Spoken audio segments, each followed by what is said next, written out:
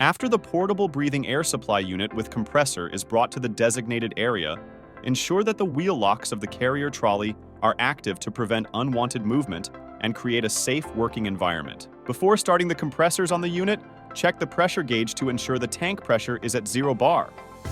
Then, verify that the discharge valve of the compressed air tank is closed. If the pressure shown on the gauge is not 0 bar, use the discharge valve to release the trapped air inside the unit. It is recommended to replace the air that has been waiting inside for an extended period before using the product. Pressure regulator settings are adjusted during production and should not be changed. The same procedures apply to models with protective cover. A 6-liter 300-bar emergency backup air cylinder are shown here. Ensure that the valve of the emergency backup cylinder is open before the unit operates.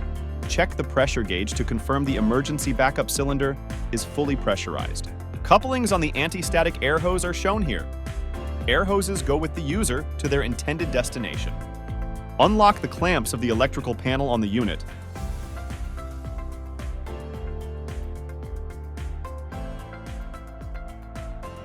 Check the cable connections and raise the switch inside the panel to activate the power supply.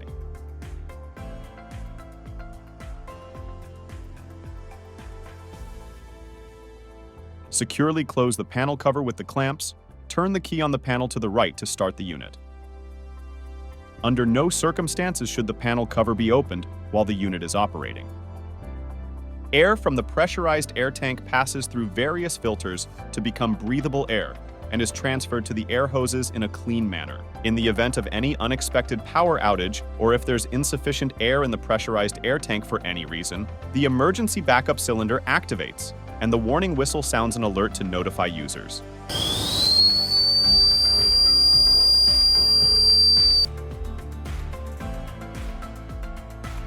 Hence, it is necessary for an observer to accompany users while the unit is in use.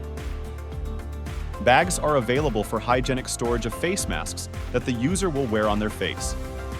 A bag containing the waist belt and face mask are shown here. The waist belt from the face mask bag is fastened around the user's waist and adjusted according to their size. Then, connect the quick couplings on the waist belt and the end of the anti-static air hose. Finally, connect the face mask and demand valve, ensuring there are no gaps around the edges of the mask when fitted on the face. The airflow will automatically start thanks to the demand valve when the user takes their first breath. In case the compressors need to be shut down for any reason, press the emergency stop button on the switch to turn off the compressors. Under normal conditions, the compressors will automatically stop when the pressure gauge shows 8 bars of pressure. If, for any reason, there's an excessive pressure buildup in the pressurized air tank, ensure the pressure is reduced to normal levels through the air safety relief valve. When shutting down the system, perform the reverse of the startup process. First, turn the key on the panel to the left to shut it down.